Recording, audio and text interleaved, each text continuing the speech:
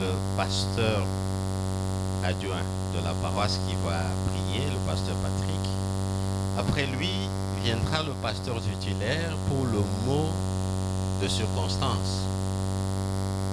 Et après le mot de circonstance, ces beaux orateurs vont intervenir à tour de rôle.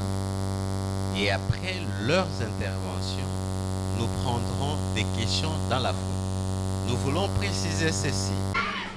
Les questions ne sont pas uniquement destinées aux orateurs. Quelqu'un dans l'assemblée peut avoir la réponse, il va se manifester et il peut répondre. Et à ce que les orateurs auront dit, si quelqu'un dans la foule a quelque chose à ajouter, il pourra prendre la parole pour ajouter. Nous sommes là pour nous compléter. C'est un débat, une conférence débat. Donc ce n'est pas l'apanage personnel des orateurs, c'est la participation collective. Chacun de nous doit participer dans la mesure du possible. Nous nous excusons pour le retard avec lequel nous commençons. Mieux vaut tard que jamais, dit-on. Nous allons nous arranger aussi pour que nous puissions terminer légèrement en retard. Et pour cela, nous demanderons votre indulgence. Sans plus tarder, nous demandons au pasteur bienvenu, plutôt pasteur Patrick, je m'excuse, de pouvoir prier et recommander cette conférence débat entre les mains de Dieu. Prions. Merci. Père éternel, nous te disons merci. Nous recommandons, Seigneur, ces assises entre tes mains. Débite avec nous, chemine avec nous jusqu'à la fin. Père, laisse que Adonai, les intervenants qui vont intervenir ce soir, qu'ils soient animés et utilisés par toi, Seigneur, afin que tout ce qui sortira d'eux, cela puisse édifier tout et chacun d'eux. Laisse que ton esprit nous guide. Dans le nom de Jésus, nous avons ainsi prié. Amen. Merci beaucoup, nous pouvons nous asseoir. Nous avons peut-être commencé en français, mais nous n'allons pas nous limiter au français. Il vous est permis de parler dans votre langue, si vous pouvez mieux vous exprimer dans cette langue-là, pour que le message puisse passer. Sikoyo toko yoka moya circonstance, oyo pasteur Guillaume, le titulaire et à paroisse Nabiso, a koyeba na koprononcer à l'occasion de cette conférence débat. Le pasteur Guillaume.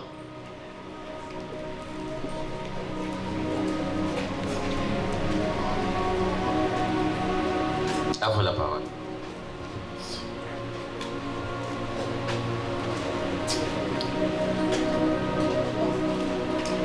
Bien-aimés dans le Seigneur, shalom. Shalom. Je suis dans la joie de nous voir tous dans l'assemblée de cette église. Nous n'avons pas grand chose à dire. Mais nous bénissons le Seigneur qui, par sa grâce, il a fait que ce moment soit favorable. La Bible dit il est doux et agréable aux hommes de demeurer ensemble. Nous sommes l'église cité de témoignages dirigée par le prophète Jérémie Kaïmbi.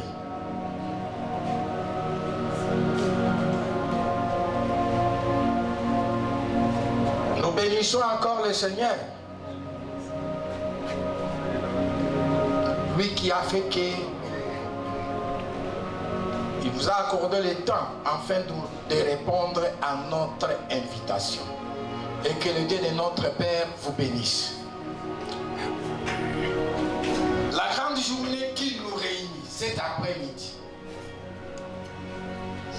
a pour thème ce qui nous ronge. Donc nous serons édifiés par les différents intervenants qui sont devant nous. Et je pense que chacun de nous ne va pas rentrer tel qu'il est venu.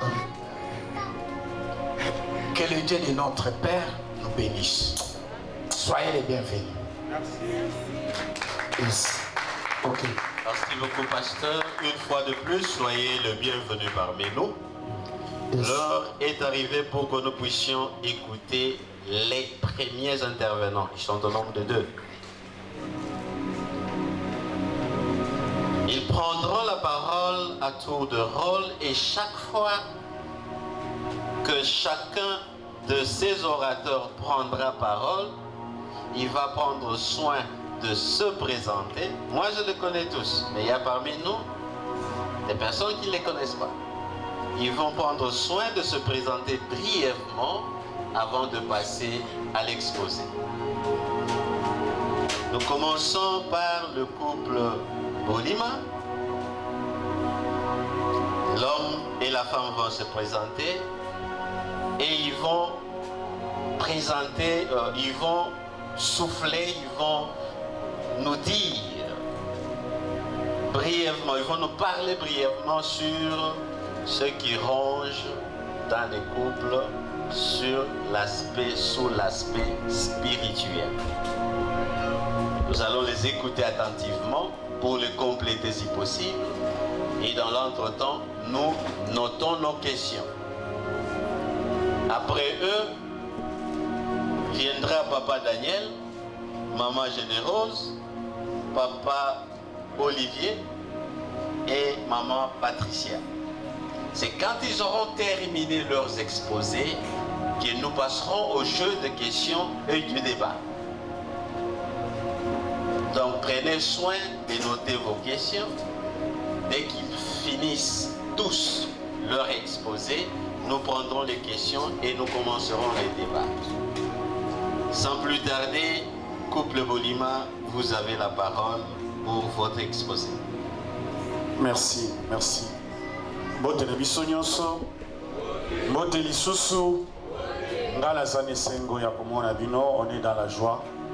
Biso eza couple Bolima, tozo pesa Nzambe merci na occasion apesi biso. Tozo pesa merci na pasteur prophète Jérémie Kayembe ainsi que équipe Mobimba commençant par les paroissiales bakambi nyonso bafandi awa initiatrice Maman Patricia ainsi que toute l'église au nom ya couple Bolima tozo pesa bino merci. Je crois que la bateau ba yebingate Naza président ya papa au sein de l'église cité de témoignages. Moi sinanga paza parmi membres ya comité ya ba maman. Soki toye awa ya potoye ko kabola expérience ya likambo ya libala. Libala o biso tokota libalo biso nyonso toza nango. Libalo esali ete fandisa biso. Yango wana nango to se retrouver awa sincèrement ezosepelisanga. Po tobaki mokolo ya lelo toyende lisolo toye kokabola toye kosolola mpona ntina ya mama na keme na biso se qui ronge. Yango ngana loba na kozala koma soki chérie n'a pas levé le côté. Maman chérie. Merci beaucoup. Merci pour la batunyonso pour répondre à l'invitation. Babengi yango toye na masolo. Toye ko solo la. Bino koza nango, biso pe toza nango. Donc juste toye ko sala échange. toyekosala échange na eloko nini teme na biso monene oyo tozolobela eloko oyo ezwa kolia na kati eloko oyo eliaka na kati eloko yango eza eloko nini ndakisa toza biso nyonso na mabaya na bandako soki natuni mama to natuni papa nyonso oyo avandi awa to elenge mwasi to elenge mobali alakisanga nyama oyo aliaka libaya na kati na nzimi teke aolakisa me yo komona kaka ke bapoussière ebandi kokita na kati na mabaya oyo ekutami na ndako eloko wana eza eloko ya molimo biso tokosimba na point oyo etali spirituel oyo nde biso tokosimba bisika biso tokosimba tomibengaki toza lokola ba Jean Baptiste. Jean Baptiste mosala ne ezali mosala Jean Baptiste ezalaki ya kobongisa nzela mpo mokonzi aya. Amen, amen. Bakouple, alléluia. Amen. Donc Jean Baptiste mosala na ye rôle na ye ezalaki ya kobongisa nzela mpo Yesu Masia aya. Yesu Masia lelo na cité de témoignage eza yo ezanga expérience oyo zana bamoma oyo ya malamu oyo leka na libala bamoma mpe ya pasi oyo leka yango nde tokolobe yango nde eza partage na biso ya journée ya lelo eloko oyo eliaka eloko oyo ezolia na kati na libala. Amen, amen. Amen. Yango ndenge mama alobi sujet na biso to pe o biso to aussi eza ce qui ronge le mariage spirituellement eloko nini ezolia na ndenge na molimo soki tokopanza tokoloba la vie dans les couples sous l'inspiration du Saint-Esprit lolenge nini tokobika to lolenge nini toza na kati ya mabala na lisungi na molimo mosantu na eliki ete tofandi eza mpona couple tofandi mpo tobongisa mabala me yango toloba eloko ekolia libala mopesa nini mpo kati na biso babalani bazali bato bazolengela babala bazali bato mpe bazalaki na kati ya mabala babimi mpe bazali biso nyonso na kati po tokosalaka te sens oyo tobengi ya libala libala eza malamu me libala eza nini libala oyo biso tozobenga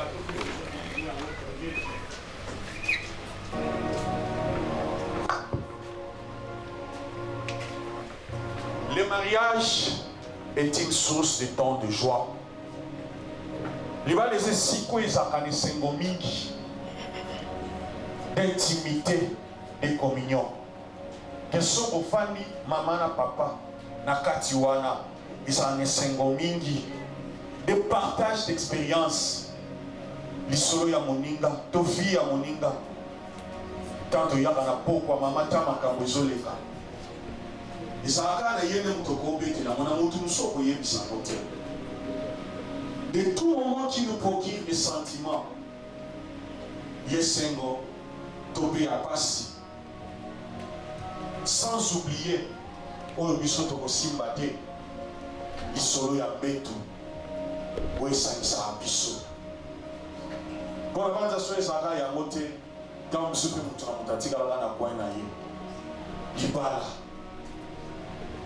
e libala ndenge tozolobela libala eza na molimo ezwa na symbole ya Christ na église. C'est une institution biso tofandi mais bandi ate eza na fondament fondation esike fandi moboko nango pourtant tomonaka tokee na commune tosali tozongi bapangoli na miso tomoni mais na molili to na ndenge na spiritualité tokotaka na kati na communion emilimo mibale ekutani po efanda ensemble sans pour autant na parachave na kende balobaka toujours que celui qui trouve une femme trouve le bonheur. Et Bible bakisaka lobi que cela ne vient pas de toi mais c'est un don pour dire que utaka na biso te ata tokopona ezaka likabo nzambe apesi yo. Yango na ntango tobalaka soko ofandi talaka mama to na talaka sheri na nga lokola lipamboli pokolia o elie na kati na mabala na biso elongoli biso façon ya komona basi na biso tokomona bango lokola baaniversaire. Mais la kati na mokana na kolo tope na Matthieu 27 22 37 ezoloba tu aimeras le Seigneur de tout ton cœur, de toute ton âme, de toute ta pensée. C'est la première et la plus grande commandement, et voici la seconde qui lui est semblable. Tu aimeras ton prochain comme toi-même. Bible sotali sa biso fondation biso de na mona kati libala. Libala biso to fani o to so bika na o batu baso likia. Et c'est là quoi mokete. Ndenge mama lobi to ye change. Biso to so pesa. To yo ki pe a biso pe to profiter. Na yebi ke biso mwa mbulo to sali. Eza na bato mosusu bayiki basali mbule bele koleka biso. Bamaka mosusu pe bango babikeli biso pe to bikeli te. O pe biso to biki bino pe bo biki te. Mais ensemble nde tokoyeba kokabula yango. Na kati ya likambo ce qui ronge. Ce qui ronge pour na koyeba kokende makambo ebele te. Toza na illustration moko ezala na kati na Bible. Oyo ezotalisa biso likambo ya koronge ya kolia. O mama lobi omonaka libaya me na kati wana eseliami. E mabala na biso ebele tomona toolata uniforme tootambola me ntango mosusu sansa libala eza te mpo nyama wana asi alia. Me lokola mpe miso ya bato moyen towangana eza te. So mpe tokende na commune processus molai. Na mboka mosusu alobaka mokolo bokende osenga divorce liboso ntango ya bajuge balobi bolataka ndenge bolataka mokolo wana bino mibale boye mpo borenonce. C'est pas facile. Et ntango tozolobela na ce qui ronge, diable a comprendre que esengeli ya simba mabala na biso pour fragiliser biso. Eza na lisolo moko eza na kati na Bible oyo elobelaka yango plus malamu. Mama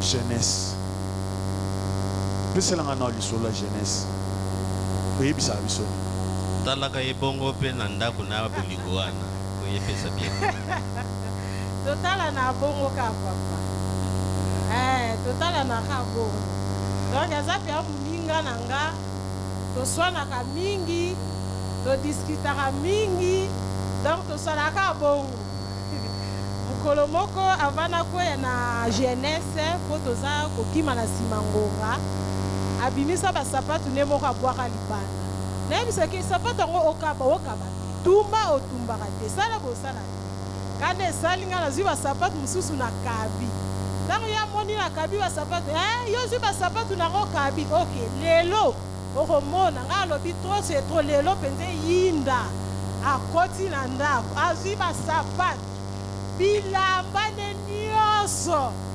abwaki yango na salon ntango ye azobwaka nga nayokee koluka mosusu nayokee koluka mosusu naobwakele nga abi lelo mpenza eyinda tokabanaka mpo tro se tro abwaki manabi nyonso te elamba ne moko te etikala ye na ndako abwaki ntango sikoyo abwaki nga sikoyo molimo moko ekoteli nga alobi nga alobai na kokoboma libala na nga te lokola ye aza na posa ya divorce nga sikoyo nake na poni ka oyo anga nga alobi nga nazongisi oyo anga oyo ye lokola maa présidente alobaki lelo azoya aya akutaka biloko ne awa mpo tuna ye soki aokee wapi. Amen, amen.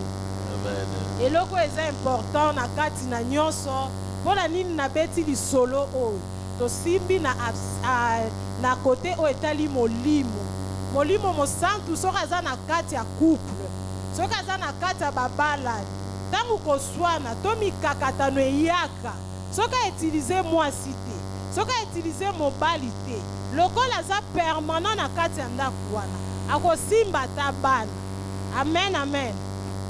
navandi libanda donc nabosani mpe navandi nakoti na misala naye akota boye nakuti biloko nyonso balongoli na salon parceke nake nabengi wa nabiyaka nabengi epune babi papa ya bino aye ote aye te babi busuko nana bisi bino molongola biloko wana ote mama biso moko tomonaki nde tolongolaki kaka ntango bino bozalaki oswana biso tozalaki oprie mpo na bino amen amen lisolo mosusu na ngai nabakisana oyo etali bible ezobetela biso lisolo na jeunesse na jeunesse na masolo eza bien mama betango eza mokie otikali na 7 minutes. Okay. Na jeunesse etalisi biso lisolo ya Eve na Adam. Libala euti epa na yo te euti epa na nga te, me libala eza eloko euti epa mokeli ye moko. Na kati na elanga nyoka yaka na mbuma, na misu emonanaki mbuma, me na kati diable ayebaki ke oyo eza mbuma pamba te. Diable ayebaki ke na kati eza na eloko oyo ekopanza bango. Ntango baliaki ebebisaki mpe epanzaki. Mpo na nini? Mpo molimo ya séparation ekotaki na kati. Na oyo etali couple, totambusa couple na biso kaka na nzoto te. C'est bien bon, nyonso tokoko yekola, nyonso tokoki ko apprendre, nyonso tokoki ko luka ko sa, mais likolo nango pe na se nango il faut Saint-Esprit azala na kati na nyonso. Kolandisa ngonga tozobakisa susu ete oyo ezoronge mabala na biso koyaya nyoka kati na couple babi ete couple bamonaka bakomaka bolumbu mabala na biso ekomi na baproblème. Désobéissance ekoti na ndako mama linga asuko tosa te. Désobéissance ekoti, méfiance ekoti, incompréhension ekoti. Facebook peut ekoti na kati na biso. Et nous sommes les produits makambo toomona physiquement, mais en origine physique. Na bitano tobala naka, eza kwa ngana uti na libota na nga, yepa uti na libota na yo. Toyena kusangana ya batu mibale yena kati wana milimo pe ya batu mibale fami sa ya kubakisa ya quartier tozaka na bitumba yango bitumba wana biso tozaka nango na miso zomona okaka pete bozoswana bozokunda pelele ningi ezaka batu mosusu meme na kati ya mbeto esengo ezalaka sute okofanda kota kurie bozoswana nyonso wana eza mobeuti na kati na satana kozana kobota libanga kozana makambo nyonso malamu mais soki okoti na kati ya ndako seli eza te yango tozobapi tozosenga na kati na couple na biso assistance ya molimo mosantu po tozalaka na temps ya communion ya kosolola ya kokondela ya kozwa baproblème na biso koyebisa nzambe opli fort situation nyonso ezokoma tomonaka ngo na miso te e nyonso wana tokosala ngo pamba te.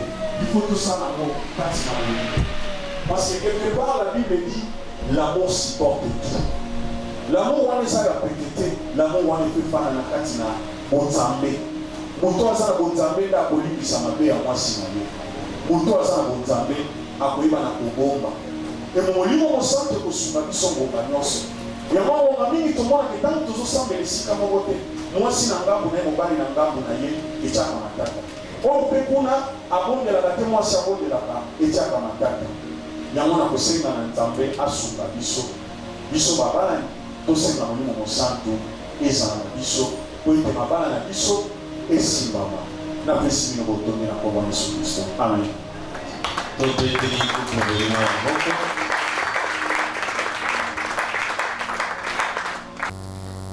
Yambo to passé na deuxième intervenant. Ona biso toyokaka soni mingi biso tokoka koloba public te mingi sokolingo tuna mutuna ngana kokaka na nga te mpona yango bayokelinga mawa babongisi numero moko ezali awa toloba ata mibale lokola ngai na yo toyokaka soni ya koloba na public tolingi kotuna mituna na biso ya public te okoki kotinda message WhatsApp kaka ndenge ovandi wana otuni question na yo na ndenge ya WhatsApp.